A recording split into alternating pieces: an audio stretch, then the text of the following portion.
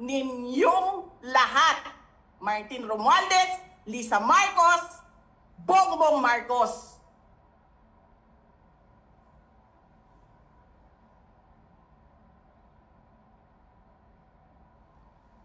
Ginigit-git nyo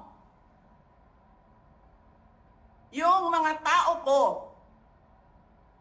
dyan sa envelope na yan. Lisa Marcos, naalala mo? Nagpadala ka sa akin ng video? Sinabihan mo ako saan kukunin ang pera.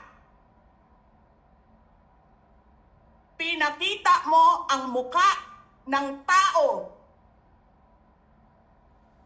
doon sa video message mo.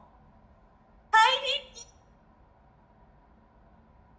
this is Lynette. She's been working with us for the longest time. We trust her. You sent me written instructions about money. Millions a month. Anong nakalagay doon sa envelope?